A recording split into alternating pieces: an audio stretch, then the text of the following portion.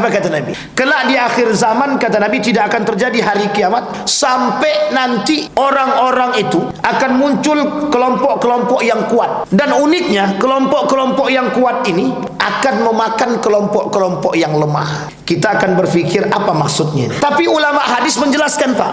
Apa yang dimaksud oleh ulama hadis? Kelak akan muncul manusia-manusia yang kaya, yang rakus, yang kuat dengan kekayaannya, yang kuat dengan badannya, yang kuat dengan posisinya. Dan tujuan mereka apa? Memakan kelompok-kelompok yang lain. Bahasa lainnya, Pak, menindas. Sudah terbukti atau belum? Bapak-bapak sebelah kanan bilang sudah, kata dia. Dia agak pengalaman sedikit kan.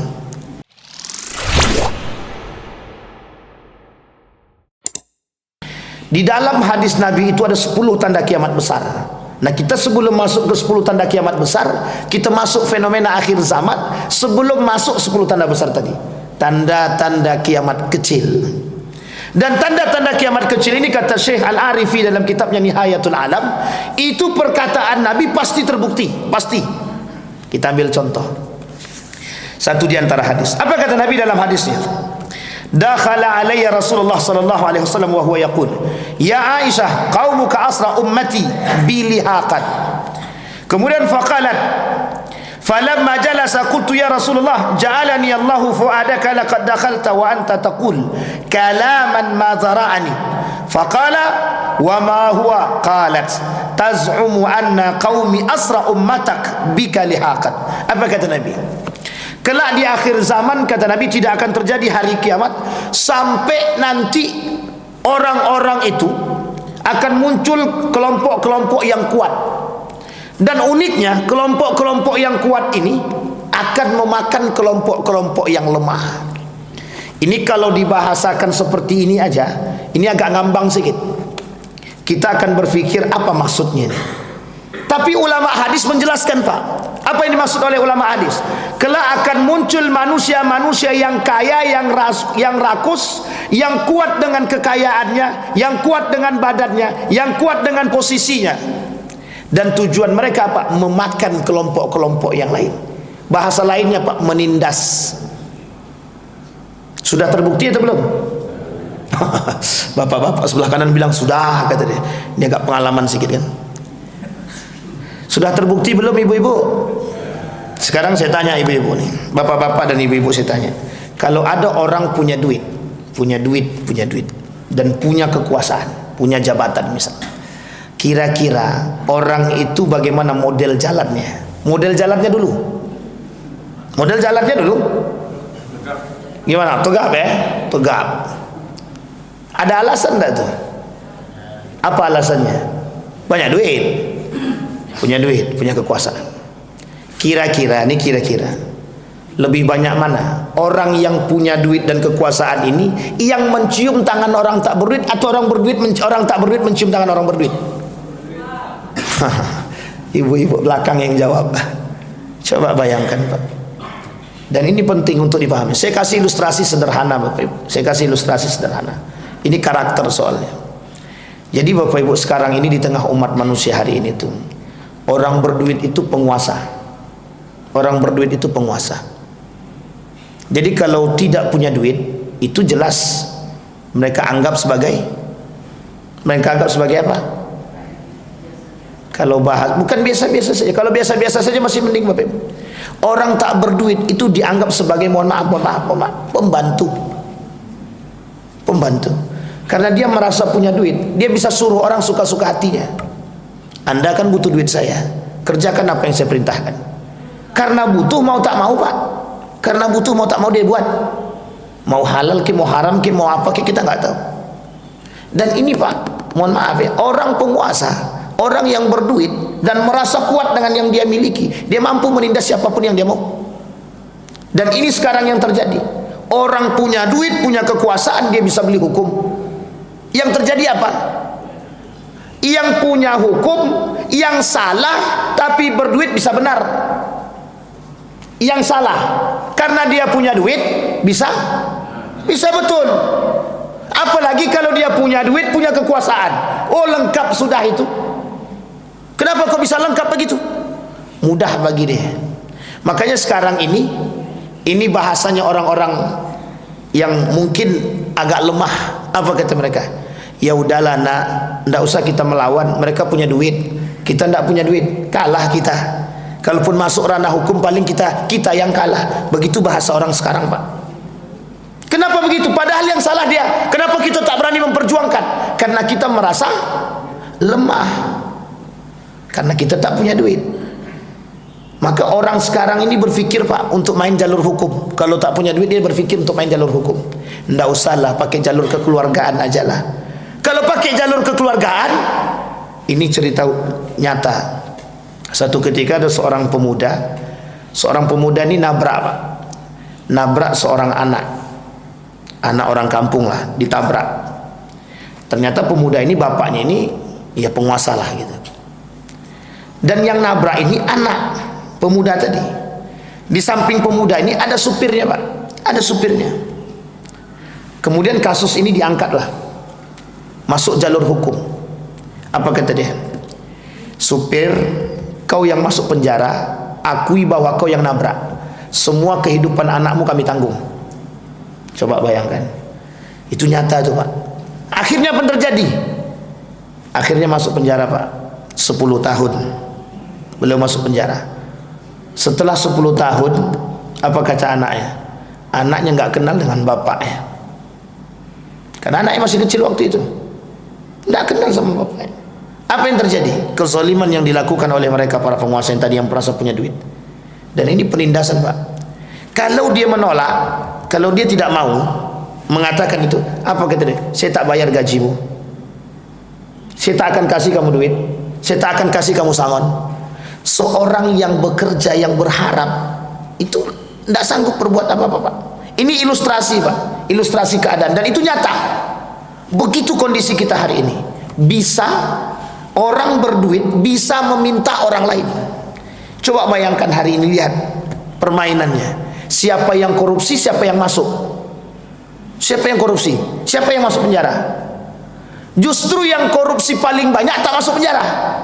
Yang korupsi paling sedikit yang masuk penjara. Misal si A korupsi, anggaplah korupsinya 50 triliun misalkan. Tapi si A yang korupsi ini itu makan cuma 1 triliun. 49 triliun yang makan atas. Yang masuk penjara yang mana? Yang makan 1 atau yang makan 49 tadi? Jawabnya barang semua tuh, Pak. Ini kondisi, Pak. Penindasan itu begitu. Kata Nabi, ini ilustrasi kata para ulama hadis, bahwa kelak di akhir zaman yang kuat akan memakan yang lemah, dan yang lemah tidak akan mampu bersuara terhadap yang kuat. Kenapa? Karena mereka merasa diri mereka lemah. Dan ini yang terjadi. Kenapa kok bisa begitu? Karena ketika itu yang mereka jaga adalah kehidupan, bukan harga diri, bukan harga diri agama, bukan keberanian. Tapi yang mereka jaga adalah harga diri kehidupan mereka saja. Yang penting kami bisa makan selesai, yang penting anak kami selamat, yang penting ini, yang penting itu. Tapi mereka tak memperkirakan itu. Tapi bagaimana dengan pelaku yang menindas tadi? Ini yang disebut oleh Nabi dalam riwayat yang lain, congkak, angkuh, sombong. Kelak di akhir zaman kata Nabi akan muncul sab'ina kadzaban, dengan para penipu, pendusta tadi. Mereka muncul dengan kesombongan, mereka muncul dengan keangkuhan. Apa yang menyebabkan mereka begitu? Kuasa. Apa yang menyebabkan mereka begitu? Harta. Apa yang menyebabkan mereka melakukan perbuatan demikian? Karena mereka cinta terhadap dunia. Sekarang sudah bisa kelihatan bagaimana mulianya orang kaya. Tak, mohon maaf, bukan muslim dia, kaya dia, jadi donatur masjid, dia masuk ke masjid dicium tangan itu, Pak. Serius, Pak. Oh, meskipun si anu itu tidak Islam, tapi dia donatur itu, Ustaz, donatur masjid kami dia.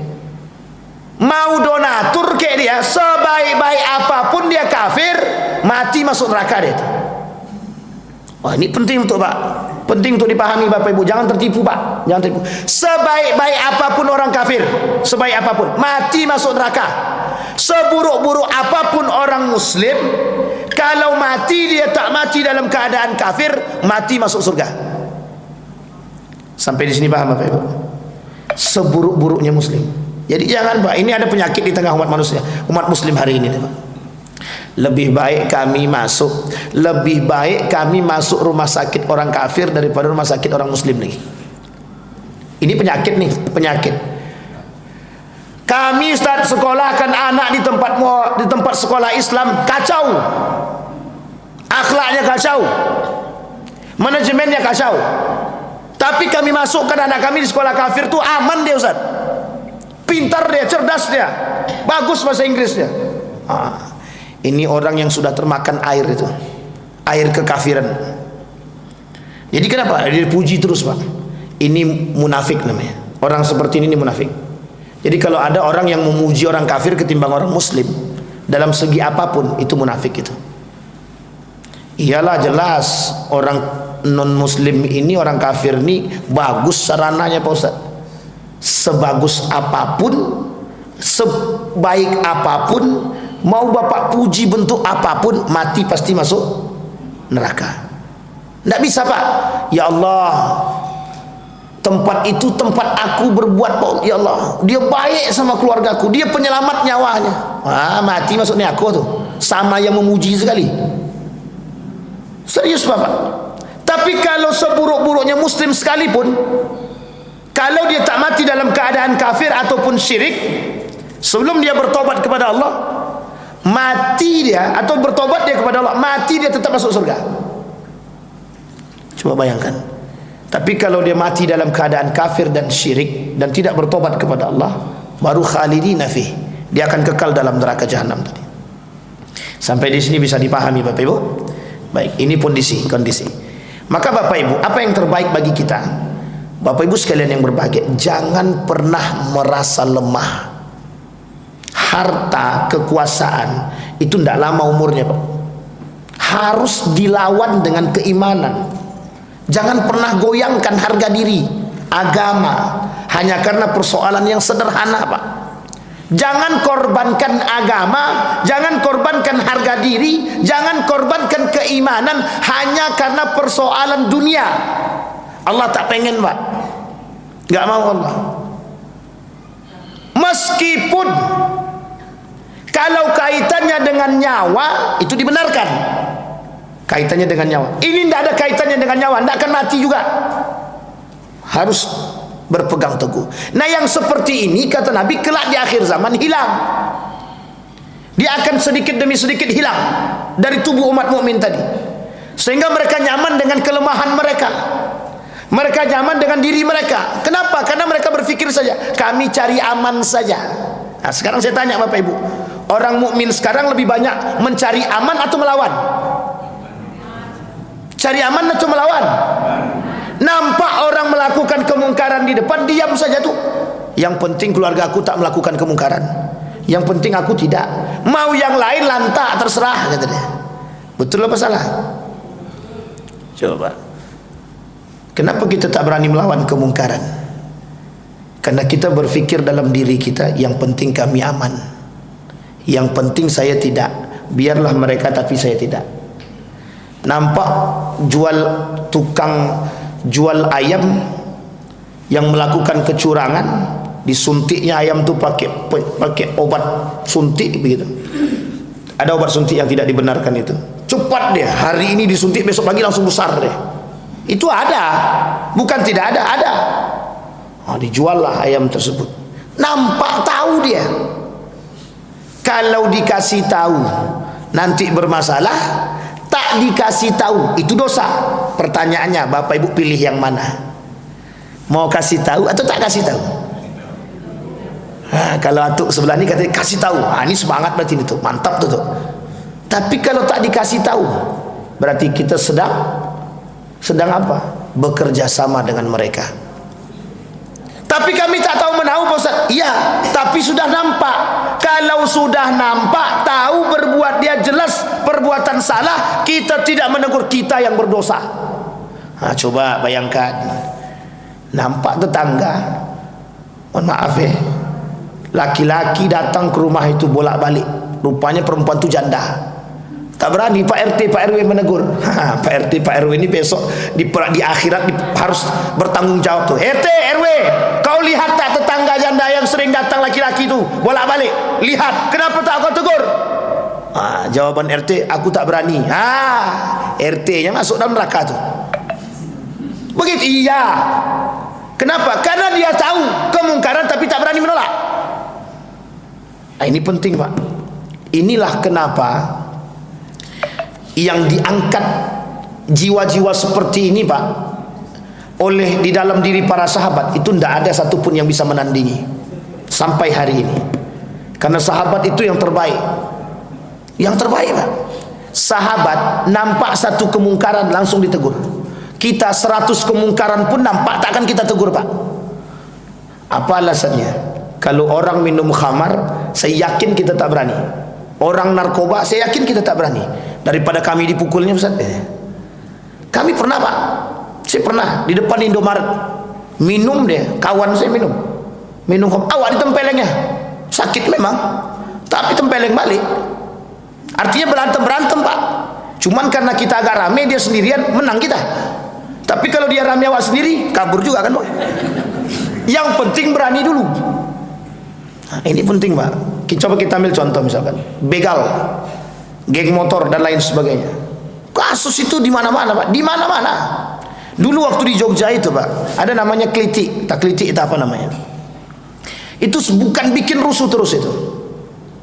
Karena setiap malam dia keliling bawa samurai, cerulit, apa namanya? Cerulit. Nah, itulah pokoknya. Ya itulah pokoknya yang begitulah. Itu tiap malam, Pak. Habis minum mereka keliling. Dulu. Kerjaannya apa? Cari iseng, Pak. Jadi bunuh orang itu iseng. Itu enaknya, Pak. Bunuh orang itu iseng. Tapi mohon maaf, itu kan kita, kalau kita tak punya nyali besar, Pak, jangan coba-coba. Kalau kita tak punya nyali besar, jangan coba-coba, Pak. Itu yang banyak mati ketika itu, yang banyak masuk rumah sakit, termasuk kawan saya pribadi. Kawan kami memang tidak satu kos, tapi satu angkatan itu. Itu kena. Malam dia pulang jam 10 malam. Sayangnya dia lewat di tempat yang agak sunyi itu. Dan itu sudah terbaring di ring road itu. Untung cepatnya ada yang kabari, bisa kita langsung bawa ke rumah sakit. Itu dalam masuk pisau dalam badannya itu. Tapi coba apa yang mereka lakukan? Itu kemungkaran, Pak. Kemungkaran. Nah, yang kayak gini harus kita lawan. Tidak bisa itu didiamkan, tidak bisa.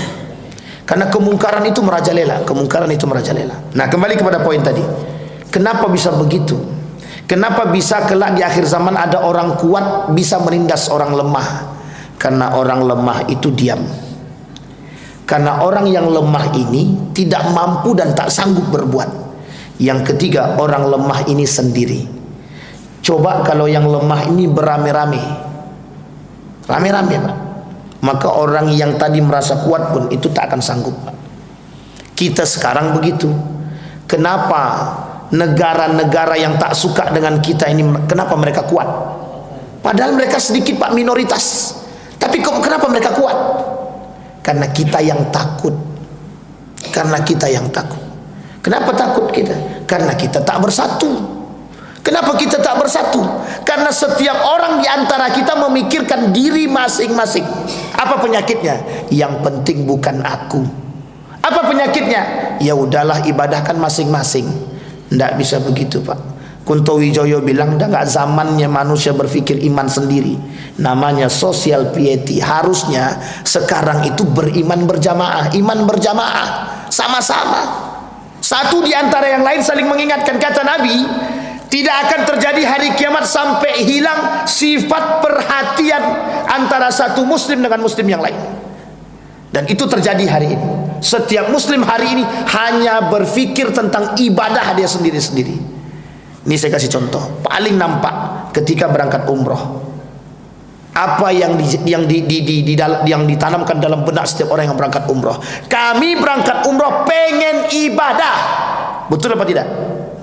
Tapi sampai di sono, Bapak Ibu, mereka memang pengen ibadah ke masjid. Sehingga ketika di sekitar mereka ada yang tak mampu, yang sakit, mereka tidak mau urus. Kau ini mengganggu ibadah kami aja. Kau cari aja lah ke rumah sakit atau di mana, biar kami nggak terganggu ibadahnya. Bapak Ibu, saya katakan hari ini, orang yang seperti ini itu adalah ciri khas Orang yang seperti ini ibadahnya tidak bermanfaat. Hablum minallahnya bagus, hablum minannasnya buruk, tidak bisa masuk surga. Yang bisa masuk surga atau apa? Imbang dua-duanya. Hablum minannasnya baik, hablum minallahnya buruk, tak masuk surga. Hablum minallahnya baik tapi hablum minannasnya rusak, tidak masuk surga. Karena syarat masuk surga itu tidak ada satu hati pun, tidak ada satu jiwa pun yang tersakiti. Jadi Bapak Ibu, kalau masih ada yang tersakiti di bulan Ramadan ini, siapapun tetangga yang sakit hati sama kita, samperin Pak, daripada tidak ada gunanya puasa kita kalau kita yang menyakiti. Tapi kalau kita yang disakiti, cepat-cepat keluarkan kalimat maaf untuk mereka sekalipun mereka belum datang kepada kita. Kenapa demikian? Daripada puasa mereka tidak bermanfaat. Karena orang yang melakukan kezaliman terhadap siapapun umat manusianya, satu orang saja, itu amal ibadahnya tidak Allah terima. Pertanggungjawabannya harus di dunia. Yang kedua, dalam puasa Allah tidak mau terima amal ibadahnya, namanya muhbitat. Allah hapus semua amal ibadahnya di hari tersebut. Tapi kalau selama itu dia tidak bertegur sapa, selama itu dia menyakiti orang selama 30 hari, maka selama 30 hari puasa yang tidak diterima oleh Allah. Sayang apa tak sayang? Rugi apa tak rugi? Itu yang terjadi. Baik, itu yang pertama. Itu baru hadis pertama nih Bapak Ibu. Kemudian hadis yang kedua, kata Nabi dalam hadisnya, anna Rasulullah sallallahu alaihi wasallam qala, la yantaqidna ural Islam urwatan fakullama intaqadat urwatan tatabbatha an-nas billati talih wa awwalahunna naqdul hukmi wa akhiruhunna as-salah. Kata Nabi, kelak di akhir zaman akan muncul orang-orang tidak mau berhukum dengan hukum yang Allah turunkan bagi mereka. Ini poin penting. Tapi mereka justru mengambil hukum dari yang bukan atau selain daripada agama. Itu yang pertama. Yang kedua, kelak di akhir zaman hukum Allah ini akan hilang, Allah akan tarik sedikit demi sedikit syariatnya.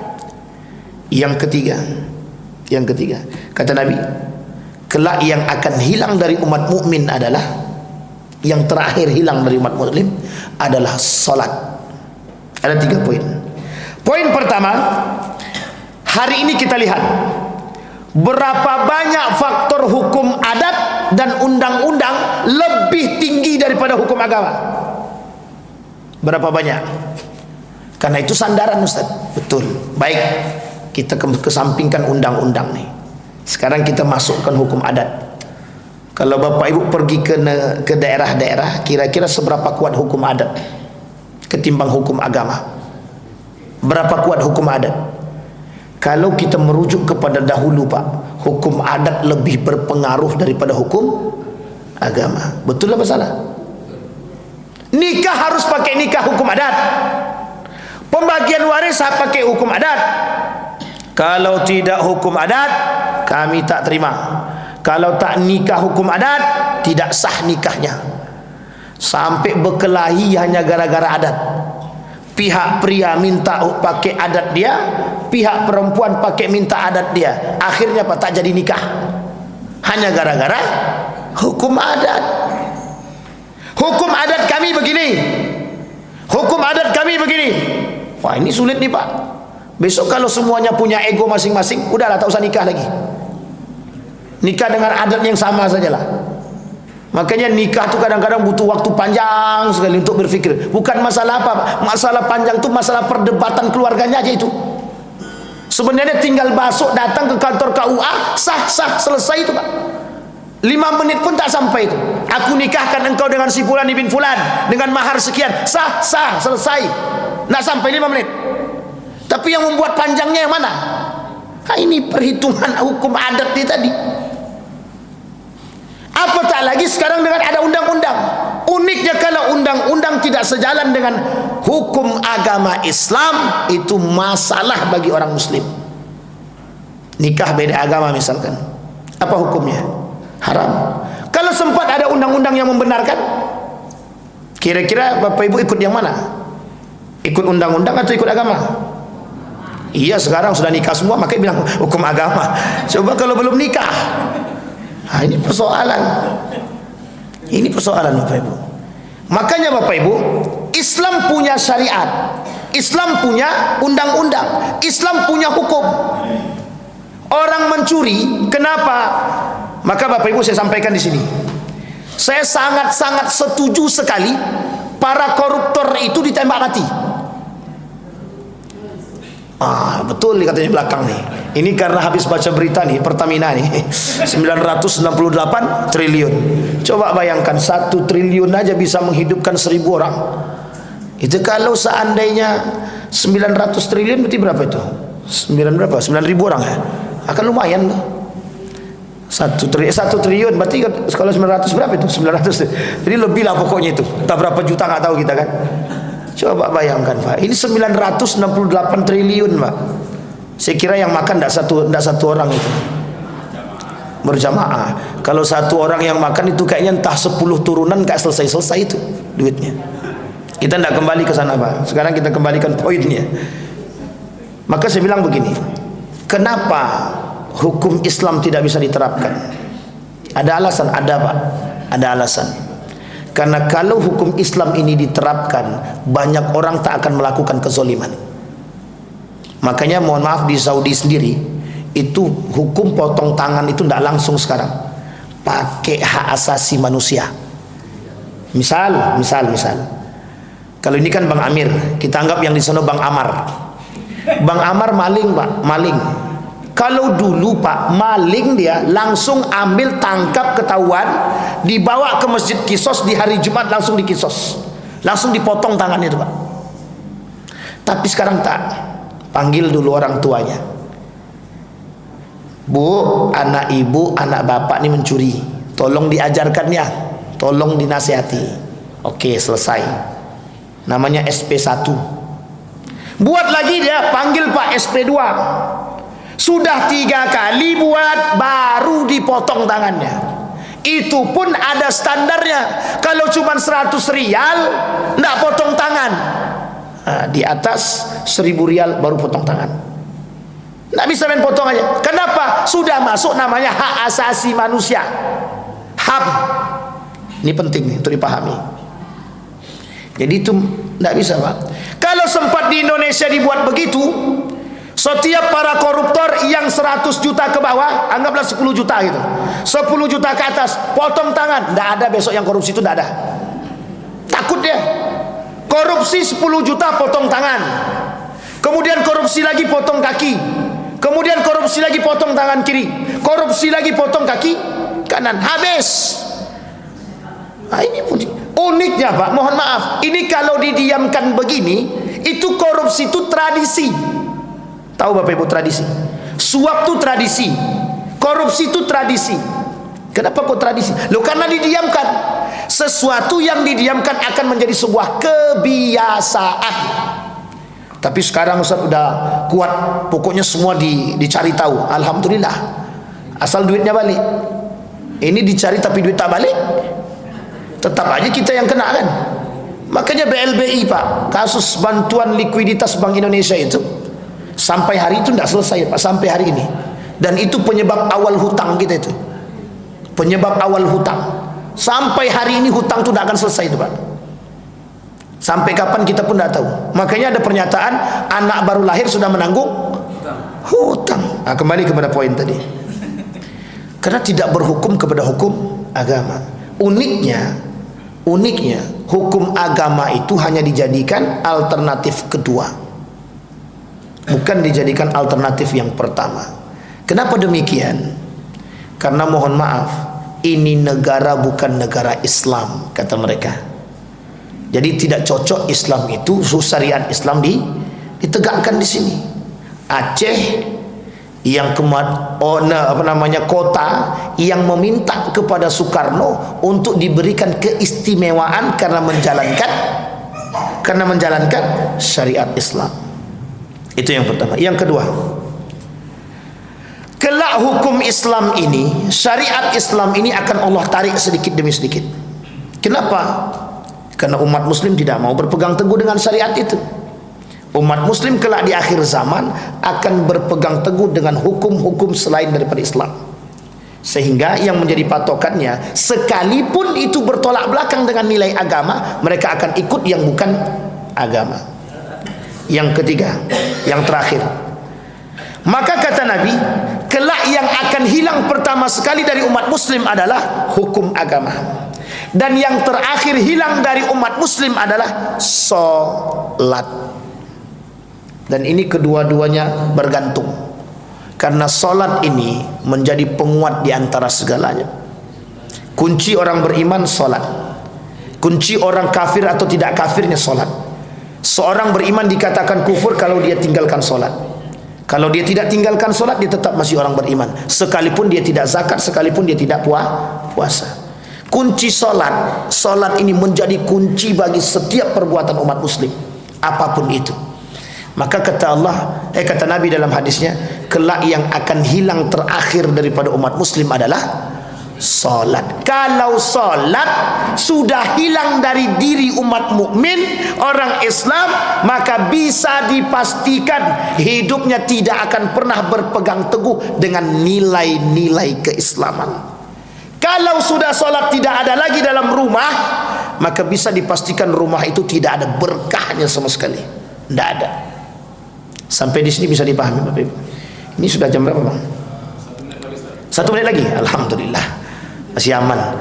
Kalau diprotes dari awal kan tidak enak. Sampai di sini bisa dipahami Bapak Ibu. Nah, apa kata Nabi? Maka kata para ulama menjelaskan hadis tersebut, umat muslim harus punya perhatian terhadap nilai Islam, terhadap syariat Islam, terhadap hukum agama. Bukan kita yang menghilangkannya. Ini kita yang tak suka dengan syariat Islam, kita yang tak suka dengan nilai agama. Ini akhir zaman. Sekarang ini Bapak Ibu, kita deklarasi saja sekarang, kita ini sudah mau masuk di akhir zaman.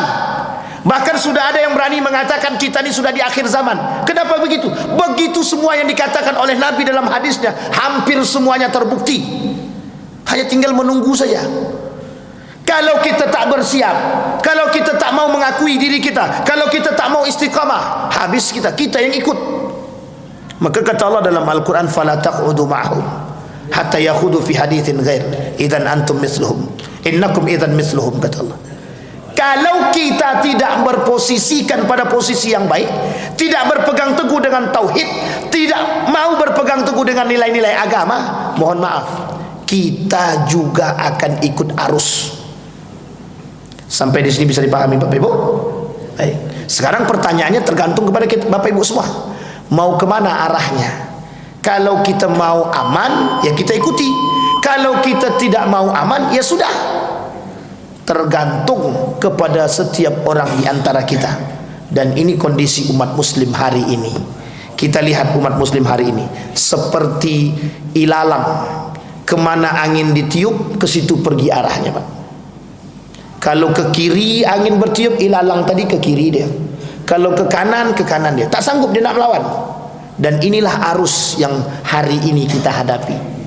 Buruk arus tadi kita ikuti, baik arus tadi kita ikuti juga. Jadi abu-abu kita sudah. Nah, sampai di sini paham ya Bapak Ibu ya. Maka kata Nabi dalam riwayat yang lain, kata Nabi, berpegang teguh dengan hukum, berpegang teguh dengan nilai agama, berpegang teguh dengan agama itu sendiri, itulah yang kelak bisa menyelamatkan kita. Maka Nabi menyampaikan 1400 tahun yang lalu, pegang Al-Quran dan Sunnah. Maksudnya apa? Kembalilah kepada Al-Quran dan Sunnah, selalu berpegang teguh dengan itu, maka engkau tidak akan tersesat sedikit pun. Yang uniknya adalah sekarang itu banyak yang tersesat. Kenapa? Yang menganggap remeh Al-Quran, ngaku muslim tapi nggak pernah baca Quran, ngaku mukmin tapi nggak paham apa itu Al-Quran. Uniknya lagi, ada orang mengaku muslim, Al-Fatihah pun tak hafal. Itu parah apa tak parah? Generasi ke depan, Ibu pegang baik-baik, Bapak Ibu pegang baik-baik kata-kata saya nih. Kalau kita masih bertahan dengan kondisi kita seperti ini, maka bisa dipastikan generasi 20-30 tahun yang akan datang tidak mengenal Al-Fatihah. Dan itu sudah kami temukan. Sudah kami temukan ada mahasiswa ndak hafal Al-Fatihah. Coba bayangkan, masih mending ndak hafal Ustaz, ini bersahadat pun tidak katanya. Sampai di sini paham Bapak Ibu ya? Ini kondisi fenomena namanya Bapak Ibu. Inilah yang disebut dengan fenomena akhir zaman. Mudah-mudahan ada manfaatnya bagi kita semua. Kita berdoa kepada Allah.